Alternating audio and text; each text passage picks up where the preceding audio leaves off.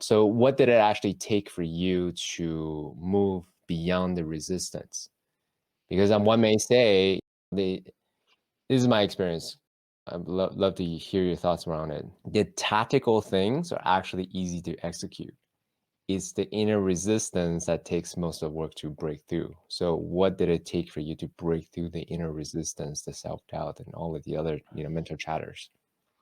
I'm going to give another example where this is more Yeah, prescient, like more sure. present, if that's okay. Yeah, of course. Because at this point in my career, I'd probably been coaching for about a decade. I had a bunch of work under my belt. So I was really clear, like, I really believe that as a coach, you have to lead. You can't talk about do this and then be a different way. It just doesn't work. So I was really clear. I got to move on. There's no other choice. But when I first started this work, I was working as a lawyer and building my coaching practice on the side. And what happened was I'd arranged for the person I was working with, we were going to start a firm together and I was going to work part time, which was like an oasis in this desert of the legal practice. Like, how did you manage to make that happen? And I realized one day I woke up and I thought, fuck, I don't want anything to do with the practice of law.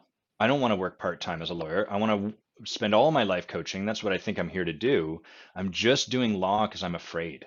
I don't think I can make this work. And so what happened was I got a ton of support from my coach and the people that I had a lot of support structures. And I went into work and I said, hey, it's not going to, you know what? I got to either get this airplane up off the ground or smash it into the mountain face. That's the only choices I can really make. And then I had 3 months left between giving this notice and when I was going to quit. And every single morning I woke up with two thoughts. The first was maybe today's the day I let my partner know I made a mistake and actually I'm going to stick around. And the other thought that kept spinning around was like, hey, life's not so bad. Maybe you should stick around. This isn't that bad. This is pretty good. You like being a lawyer.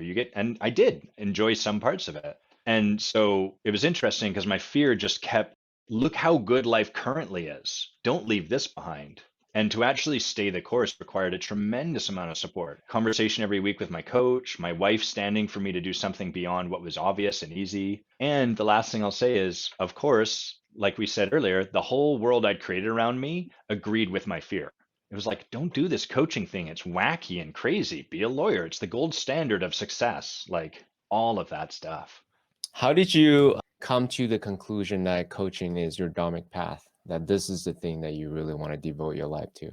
With a lot of bumps and scrapes. The coach training program the second one I took two, and the second one, the one I later on led, was very, you could say, like adamant that the path to be a relevant, powerful, potent coach that makes a difference for people is you got to just keep doing your own work. And so during my year of training and actually subsequent, like the years I was leading, I was still getting a lot of this training. I had so much story in my head that coaching was a bullshit profession. It was, I wanted to do it. And at the same time, it's watered down and it's weird. And most of the people in it are making very little money and are frankly not really trained, or I just had a ton of stories, many of which are borne out in reality. And I was in this, it was almost a little schizophrenic. There was a part of me that was like, I so want to believe this is possible. And another part of me that was actively being cynical about it. I really want this to be a thing. It's not a thing.